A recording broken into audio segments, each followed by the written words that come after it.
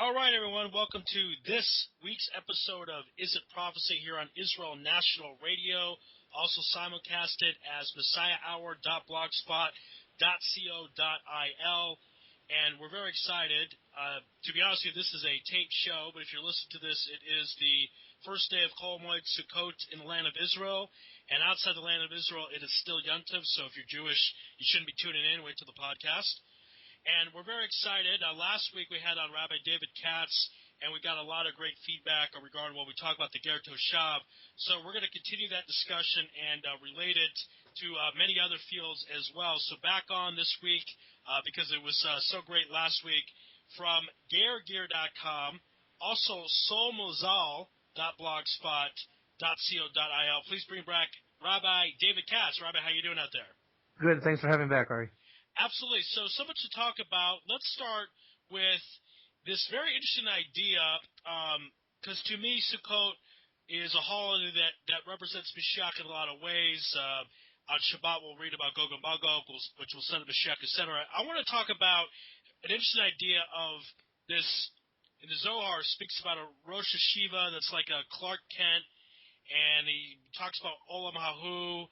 He reads with about Vaikel. Tell us a bit about how the logistics of all that work. All right, let me give you a bit of background, just to really understand where all this comes from, and you'll know what I mean when I get into this. Ready? Sure. There's a really random Gemara Midrash in about 5 or 6 different places. The one that I first became acquainted with back many years ago is in the tractate of the Talmud, Sukkot, page 52b. I just found it just by cross-referencing learning. Not a big deal how I found it. And it mentions a verse in Zechariah, about 4 horns that are harassing Judah, and God is going to send 4 carpenters to chase down those horns. And obviously your reaction is like everybody else's, like, huh? Well, yeah, it sounds kind of random. Well, I was expecting you to say, actually, Rabbi Katz, that sounds like Mashiach ben David, Mashiach ben Yosef, Eliyahu, and the Kohen Tzedek. That's what the Talmud says. The Talmud says, you're right, this is a random midrashic element. Who are these guys? What are the horns? So, make a long story short, there's a concept, like a mini theme about 4 types of redeemers. Right, and the definitions change from it was a midrash or a Talmud, but it's the same theme. And you start off with the guy you all know and love and expect, Mashiach ben David, right? That's obvious. Then you're going to move into a really weird place, and you might not think it's weird. It says Mashiach ben Yosef, Messiah, son of Joseph, and you say, well, I've heard of that. But this is actually the only place in the entire Talmud that mentions him. So that for that fact, it's a little weird. Then it goes over, the third redeemer is Elijah. Not so weird. We know him. And the final one is the righteous priest, Kohen Tzedek. And you say, wow, who's that? And you look in the Rashi commentary there, and this is where you have that kind of wow moment. Shem, the son of Noah. You say, what? Hold on. We were just talking about Mashiach ben David and redemption. Now you're talking about Shem. And anybody that's learned a little bit of Torah says, that's the kid of Noah that just walked backwards. And Noah's exposing himself. So why Shem? And that's really a big messianic theme. Here you have your boys that you all know and love, and then you have the Shem element. Not Jewish, not in our culture, not in our thinking. And that really is, to me, and again, it's brought in the tractate of Sukkot, or Sukkah, that's the element of redemption we just, as Jewish people, don't look at, don't expect. It's the one we never saw coming, and frankly, that's why we're still in exile. We just don't get that Shem card. Or maybe you'll call it the red heifer card. Or maybe you'll call it even the third temple card. There's always something we just don't get. Now, obviously, in my camp, I'm gonna, be speaking about it a lot. Ger, that's another one they don't get. So the Zohar, about the time of the end, it speaks about this Olam Hahu. The what? Right.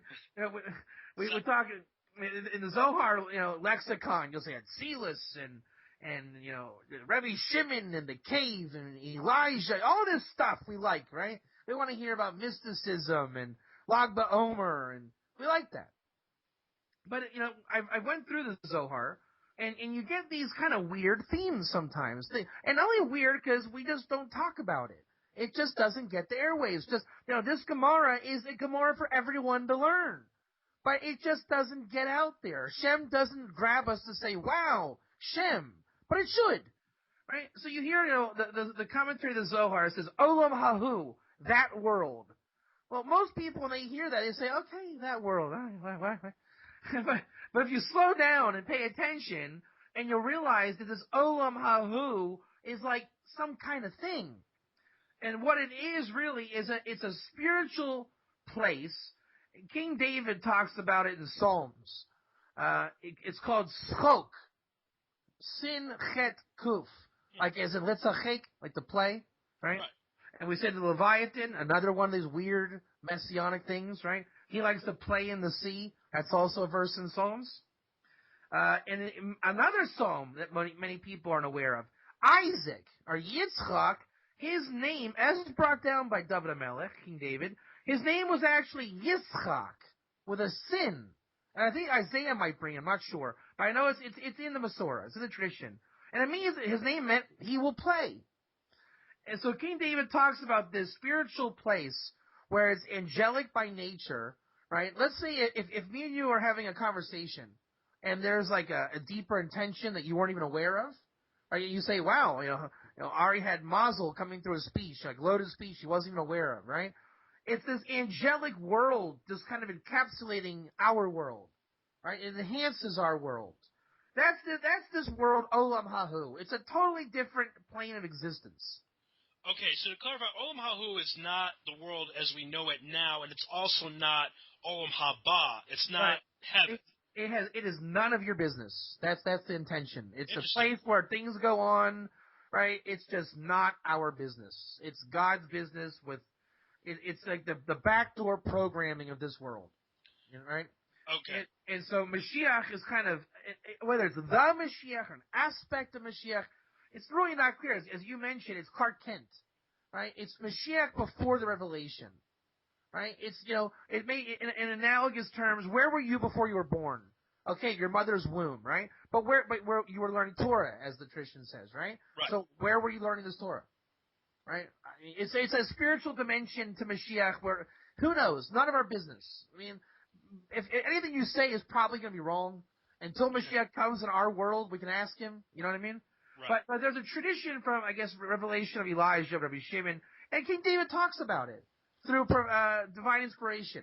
And we know it exists, but what it is, that's Kabbalistic stuff. But we do know is that the Torah is being read, metaphorically in that world. And what they're reading is Parshas Vayikahel. Right? And when the whole Torah comes to a close, when Mashiach's about to come, the Torah scrolls are rolled up. I mean, that world's done. It served its function, The product is ready to come to the world. They've achieved their goal. And Clark Kent is no more Clark Kent, i.e. the embryonic how do you call it, time period, whatever it is, of the development of Mashiach. That's what that world is. It's the development of the consciousness and soul of Mashiach. All right, so he's there, but he's not complete and ready to be revealed. So I like the analogy of the womb, because once the person is out of the womb, that's it. They don't go back in the womb. I mean, that's it. That part's done. Right. And then they're evolved as a human being. So this situation is this Olam Hahu is the womb aspect, if you will. Right. Right now we're talking about Mashiach, right? Right. So right now in that womb, they're recording this conversation. Let's say you and I just come up with one nugget that's like, wow, that's pretty good. Let's journal that. That's a nugget of messianic consciousness that those two Jewish guys brought down. Right? Let's say the Baal Shem Tov brought down like 1 billion of them. Vilna Gaon, all the greats, right? Anytime you reveal any kind of even sliver of messianic consciousness, that world is documenting it, incorporating it. It is the messianic consciousness before it's revealed in our world. And essentially, it is Mashiach, but he's not put together. It's just the parts, the consciousness. But there is, the root of Mashiach. And he's the one that, when it's all said and done, there will be a ascending into this world, which, an analogous concept, they call the place of Mashiach Kan Sepor, also in the Zohar, the bird's nest. And we know there's a mitzvah, send to Shu, or send the mother bird. So there's a lot of these kind of, sending and nesting and bird and alternative universe. That's what that world is. And it takes part in the Parshas Vayikahel, which is relative to this Sukkot. Again, we're speaking with Rabbi David Katz here on Israel National Radio, Root Sheva. Show also being simulcasted on messiahhour.blogspot.co.il.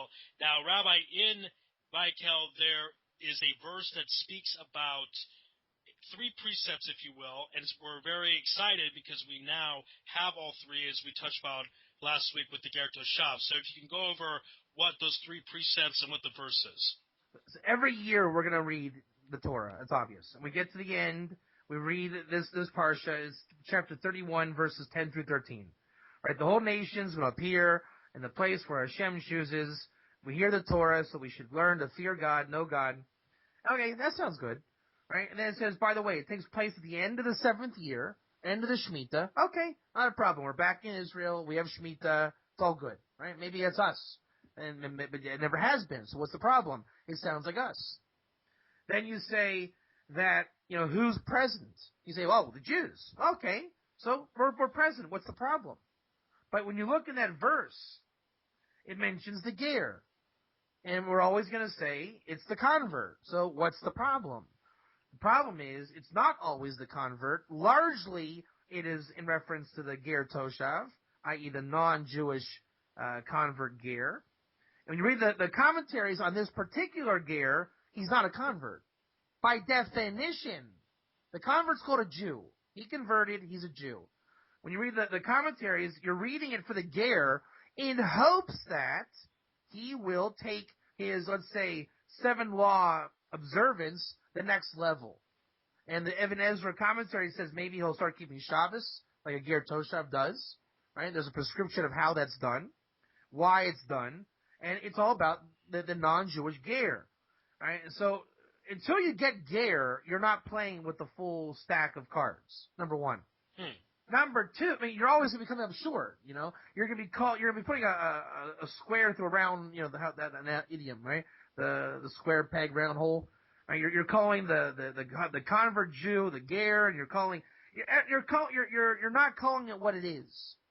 And fulfilling prophecy, that is the number one problem.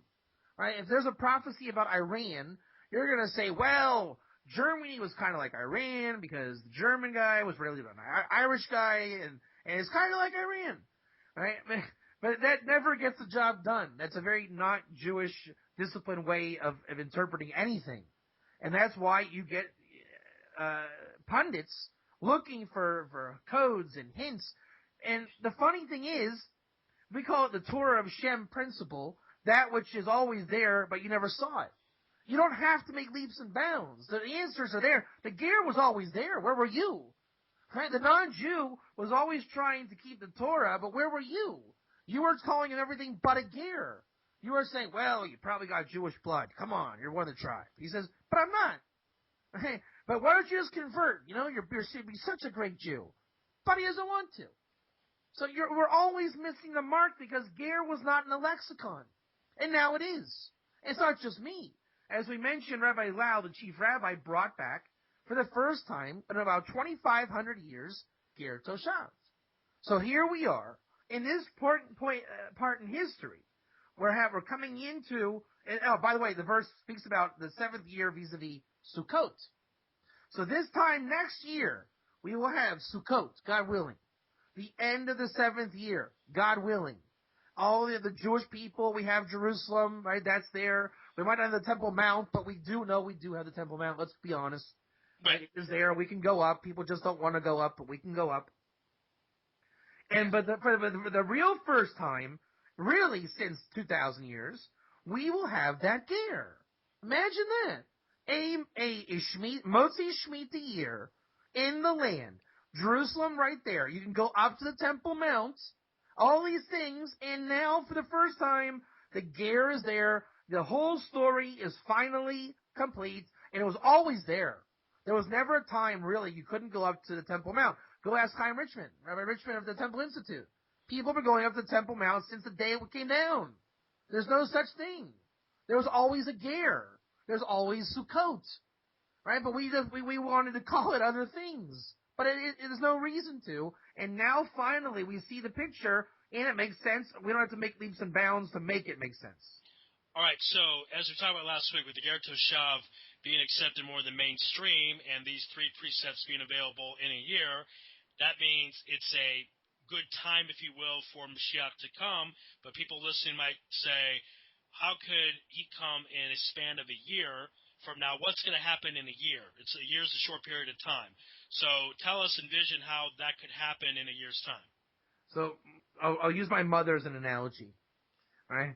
And she's visiting now. We were in Jerusalem today, and I would say even as far back as 6 months ago, you're right about the ger, but it's not going to happen in my lifetime. I heard that every day, and I'm saying you just don't get it. You just don't get it. Oh, come on, not in my lifetime, right? And she's right. Right? If I want to go out in 1955 and say, hey everybody, there's a ger. So what am I going to do? Am I going to get a telegraph to tell everybody about the ger? Right. There's no people I think forget because they didn't. Before Facebook, there was a period that there was no Facebook, like most of time in history. Right. In 1955, there was, believe it or not, no cable TV even. I know it'd be hard for the younger listeners to accept, but that's true. I might as well go to the library and use a Dewey Decimal System to find information on this, right? Yeah, there you go. So, right. 55, we weren't able to express ourselves globally like we could do now with the push of a button. Right. So now we were in Jerusalem today, and we actually were part of a Noahide wedding, and we met up with some Noahide rabbis, and on the whole way home, I'm hearing nothing but ger, ger, ger, ger, ger from the same person telling me not my lifetime. And the answer is, yeah, in 1 year's time, you could have just a viral video on Twitter that could do it like overnight. With the right blend, right wisdom, right everything. And look at the ice bucket challenge, God forbid. Right? Everybody's done ice water over their head for a challenge that they called cancer. It wasn't even for cancer. Right? Cancer got more awareness for the wrong cause than by accident. The point is, in this day and age, it's highly flammable. People are starving for spirituality. The technology is more than capable. Everyone's on it. Everyone's indoctrinated to it. 1 year may be too much time. That's how fast it's become. If anything, it gets. Look, the Hamas war we just had. Right? Yesterday, the celebrities were our friends. Now it's I'm against Israel. I'm with Israel. Go Palestine. Like what? Really? Overnight. And then, but the funnier part is that it got reverted back on its ear the next day. Now no one's anti-Semitic all of a sudden. Never happened. Okay, so a year almost could be too much time, according to how the world's set up. One thing also people listening might bring up is that approximately 50% of the Jews worldwide, it depends on what you go with census-wise, but a lot of people say there needs to be at least 50% of the Jews worldwide to be in Israel before Mashiach comes, and we're not there. They say it's about 6 million in Israel and 15 million worldwide, etc. How would you answer that question? There's about 5 Jews in Dayton, Ohio. Don't forget about that, please. Yeah, sure, of course. I hope they're all listening, too, by the way. Shout out to them. But the point is, I had a nice discussion with a colleague today. And this point came up. Really, it was a great point. I'm asking him about Rabbi Lau, the chief rabbi, and him pushing through the Ger Toshav. And, people don't get it. Who knows about the Ger Toshav? It's not exactly a conversation piece. Until now. So the chief rabbi did it for the Heter Mechira, which is the laws that allow the produce in Israel to be acceptable for religious standards in the Shemitah year, right? Long story short. And he pushed through the Ger Toshav, and people are going to say, okay, he did it for that, but it's not real. It's not really for, anything substantial, aka Noahide or Noahide, non-Jews keeping Torah. It's just a precept for the laws of eating fruit. Okay, that's number one. So I asked him, where are we going? Okay, he did the Ger Toshav, and it's out, and everyone's saying yes or no. So what? Where are we going? He said a very interesting thing.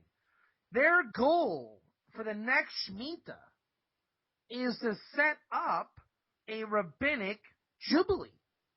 Right? Just like to come onto the land, Rav Cook, set up the Heter Mechira, a produce system that should the Shemitah year happen, which it does every 7 years, will have the ability to properly, keep the Torah on the land and not transgress too much, right? Because there's always a suspicion that, how do you know if it's really legitimate? And these things come up in Judaism all the time. Carrying on Shabbos and the Eruv, and the permitted things you can carry, and some say, I don't hold of it, I do hold of it. Kosher food, I don't go to that restaurant, I don't trust it. There's always that. But in the next Shemitah, 7 years from now, the goal is to set up a construct, a rabbinic construct, that will actually erect a Jubilee year. And we see, it's actually, you can do it. The only reason why you can't do it is people say, oh, come on, we can't do that. But really, we see that with the Ger Toshav, you can. And if you can do that, you can really do anything. The more you wish to come out of exile, you may. And the nations are giving us their blessing to do it. So if they do it, we actually have the ability to set up a rabbinic jubilee. And once you have that, on any level, you're playing fair game now. You're talking real McCoy stuff. All right. This has been a great segment. We're going to have a second segment coming up in part 2 of this program. We're going to talk about how Mashiach is related to Gerim and if Mashiach himself be a Ger. We'll talk about that. Also with the story of David Melech and Ruth, because Ruth, of course, was the first Ger.